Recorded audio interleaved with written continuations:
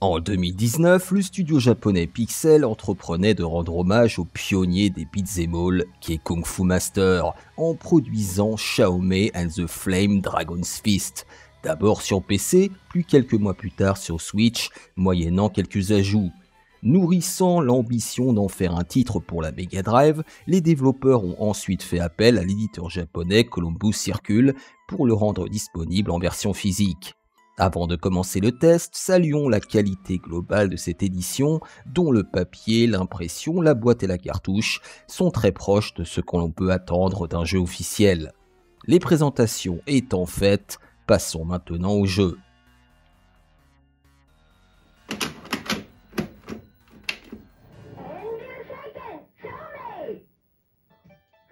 Portés par des sprites plutôt détaillés et des couleurs vibrantes, les graphismes de Xiaomei ne manquent pas de charme, mais sont entachés par une représentation simpliste, voire grossière des décors. Ces derniers, au nombre de 6, s'accordent certes avec la thématique des arts martiaux.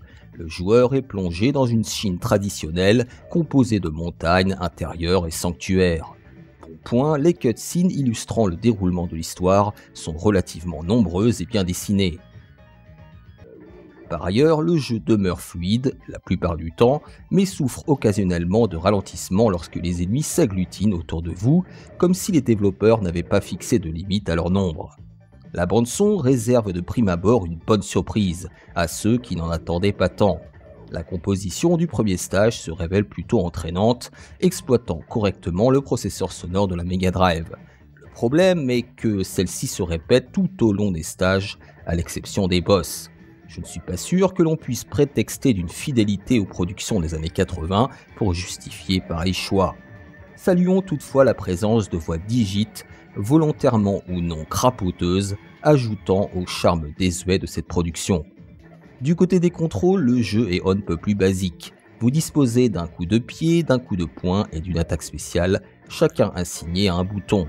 Malheureusement, le saut, lui, s'effectue en appuyant sur la touche directionnelle haut, ce qui n'est pas très intuitif, surtout pour effectuer des doubles sauts.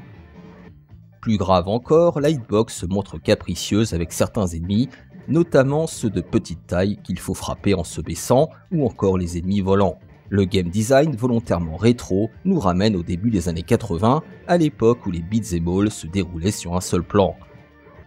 Cela n'est pas forcément un problème, comme l'ont montré des séries telles que Ninja Warriors de Taito et Natsume. Cependant, dans Xiaomei, ce level design plat n'est pas compensé par une variété suffisante d'ennemis, ni par un rythme bien pensé.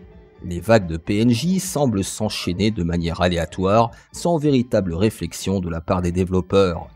Le fait que les ennemis puissent surgir juste avant la fin d'un stage, en vous infligeant des dégâts hors champ, n'arrange rien à cette impression de finition médiocre.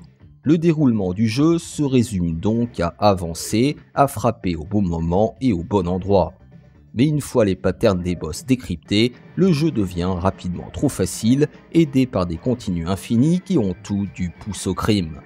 Résultat, le jeu peut être terminé en moins de 20 minutes. La présence d'un second personnage avec ses propres coups, ainsi que d'un mode boss battle est à souligner, mais cela ne compense pas entièrement la vacuité de ce petit jeu qui a tout d'un homebrew, aussi plaisant soit-il à regarder. En 2024, on pouvait s'attendre à une réinterprétation, certes respectueuse mais moderne du classique d'Irem. Cependant, l'expérience manette en main est tout autre, et se montre bien trop scolaire, pour ne pas dire paresseux. Au vu de son prix en édition physique, il serait déraisonnable de le recommander.